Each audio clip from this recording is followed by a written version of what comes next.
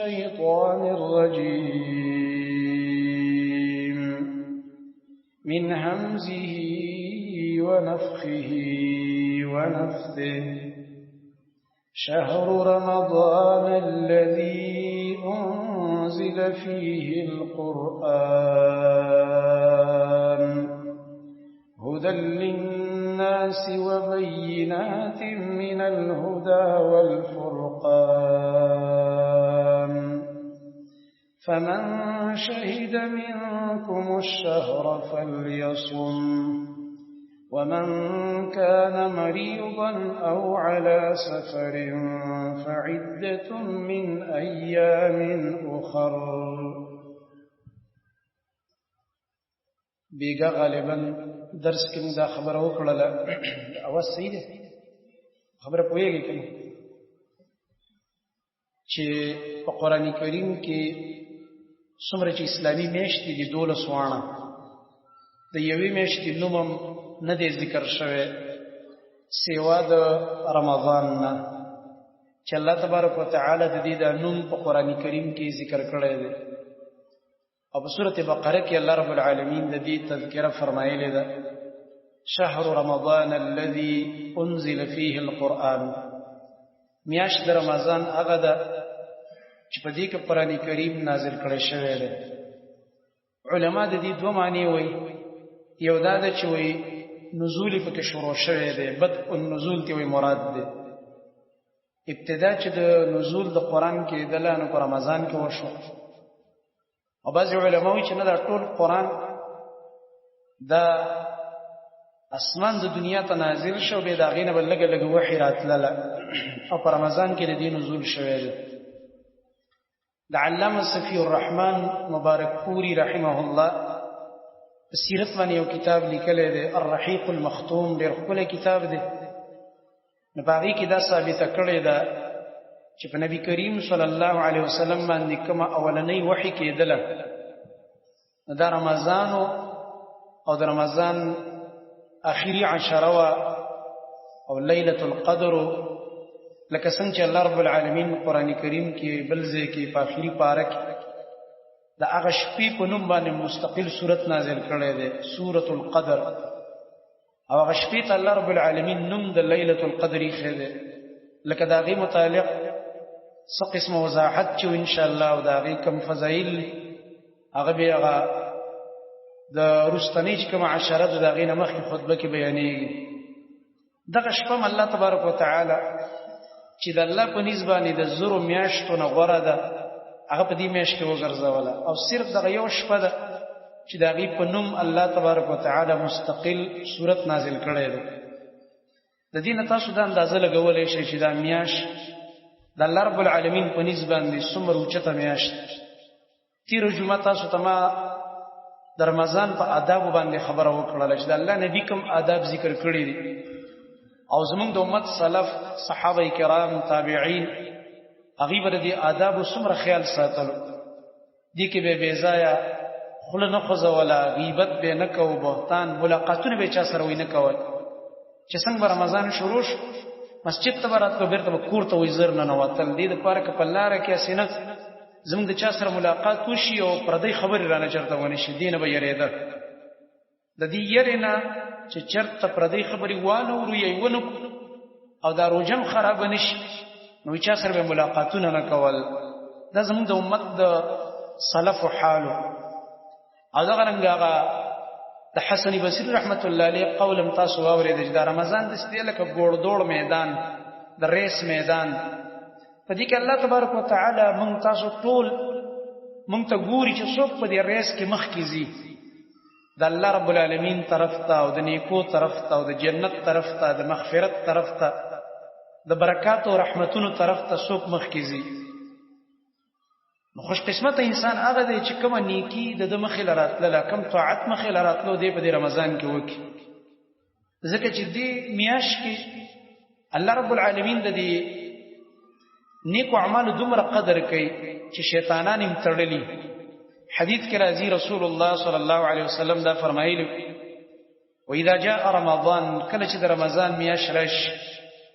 فتحت ابواب الجنه د جنت دروازې کولاوي کړي شي په استقبال د رمضان کې په ټول رمضان کې د جنت دروازې کولاوي دین دا معلومیږي چې دا دروازې اوس بند دي یعنی په نور اوقاتو کې صرف رمضان کې کولاوي او بیا به هغه وخت کې کولاوي چې کله په مؤمنان وردن کېږي الله دې موږ تاسو ته نصیب کړي نو د رمضان د استقبال لپاره الله تبارک وتعالى د دروازې در جنت کولاوي وغلقت ابواب النار او د اور د جهنم دروازې دا وی بند کړل شي د جنت چې د اته دروازې د قران کریم کې ذکر دي او د جهنم چې د لها 7 ابواب په قران کې دغه ذکر دي جهنم و دروازې دي جنت کې درجات دي او په جهنم کې درکات دي درجه ویل کېږي دي ته د اوچت نه پورته نه پورته دي درجه وي برچ خېږي او درکات دي ته وي چې د لاندې نو پسې خلان دي او د لاندې نو پسې خلان دي تباہی ده منشا والعیاذ بالله الله دې د جهنم د اور نه سکه چې د لوګینم دې مونږ ته الله بچ ځکه چې الله په قران کې د لوګي تذکره ولا کړی د سوري تذکره د جهنم دا غور کړی دا غدونه خطرناک دي ذی ثلاث شعب د مثلث په شکل کې دي چې سورې نور کوي او هغه سورې چې د اور د جهنم غزان له دونه ګرم دي یو بیل عذاب دی هغه الله دې موږ دا غینه بچ نو د الله رب العالمین رحم ته وګورئ چې د دې میاشتې لپاره الله رب العالمین د جهنم دروازې بند کړي وصفدت الشیاطین او شیطانان چې د دام بند کړل شي او وی کوم زنجیرونه واچول شي بل روایت کې راځي وسره وسلسله الشیاطین شیطانان ته زنجیرونه واچول شي او دغه رنګه و مردات الجن سرکش جنات پیریان دي تم الله تبارک وتعالى کوم چې سرکش دي الله رب العالمین بن کې وای در دې مشته د احترام د وجنه نو د رمضان د میاشت الله رب العالمین مونږ تاسو باندې بیا راوسته دا یو خپل د نیکو د غټلو او د مغفرت یو چانس دی تاسو ته ما تیر جمعه ویلو چې یو مشهور روایت دی اکثر عوام یې ډیر وای خو ضعیف دی چې اولنې عشره رحمت دی او دویمه مغفرت دی او دریمه عشره چې د جهنم نه ازادي ده دا روایت سندن کمزور دی صحیح خبره ده سیده چې د رمضان ار شپه او ار ورځ مغفرتم دی رحمتم دی جهنم نه ازادي سبحان الله ټول میاشت د درې وړه فضیلتونه دي ټول میاشت کته د الله رحمت غواړي کته مغفرت غواړي کته د جهنم نه ازادي غواړي د رمضان یو ورځم په غفلت کې مت روا او یو شپه په غفلت کې مت روا دا چانس چې د غنیمت وګاڼه او دیو جن تاسو ته ما دا ویلو چې علما وایي کوم کسان چې دا غواړي چې زما ټول کال دی مزیدار تیر شي د الله په طاعت کې د الله په بندګۍ کې د برکت والا کال وې دې د خپل رمضان په پابندۍ سره تیر کی رمضان کې څونه کنټرول دی بزان باندې وکړو څونه دی بزان سخت تیر کړل د الله لپاره مجاهده دې څومره ډیره وکړل بس کله تلاوت تناستي او کله قیام کې ولاړ د شپې په تراو باندې او کله چې درس کې باغې کې ناس سمره غړ ځان لور کې راغړه څومره چې دی رګړه کې د رمضان تیر کړي پسان دي سختی تیر کړل لوګاتن د جدا او دا نور تکلیفونه لا جدا او چې خپو د درد وکم لا دي درد کو په قیام کې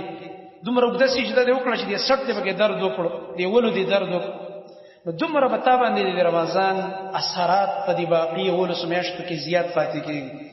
زموږ ډیر مسلمانان دي چې رمضان تش د خوبونو میشه ګرځولې عجیب روټین جوړ شي زه په خپل دې ته ډیر حیرانېږم او زما خپل د سعادت دې چې دا رڼا راوخیږي دا نور بیا مال خوب ناراضي او بعضی خلکو ناوره مو عزت 12 بجو پورې ودیم زه چې 12 بجو پورې سره څنګه ود کیږي زه خپل دې خبرې ته ډیر حیرانېږم ایو کس ته چې ویل چې په مجلس کې چرته کم تپوس شو چې څوک ډیر خوب کوي نو هغه یو کس ویل چې زه دونه ډیر خوب وکم چې په دې خوب باندې ستړی شم نو بیا د خپل ستړیتوب د ختمولو لپاره بیا نور خوب وکم چې دا ستړیواله مو ختم شي چې نور خوب وتاوکم دومره خوبونه بازي خلک چې هغه کټم تی پازا چې دا اوس کله پاسيږي دا بالا هم دې پروت دي د دیو جن په کار دا سړی د خوب لپاره یو روټین مقرر کړي او ترتیب جوړ کړي چې ځکه څه خوب د ماسوتن نه بعد لکشان کومه څه خوب ز سار نه بعد لکشان کومه بیا به درس کې شریکېږم د نور نیک اعمال بیا به بعضی خوب غرمې نه بعد لکشان وکړو ګنټه دوا یو مازیګر مزل راش د یو روټین او ترتیب او ټایم ټیبل جوړول وکړ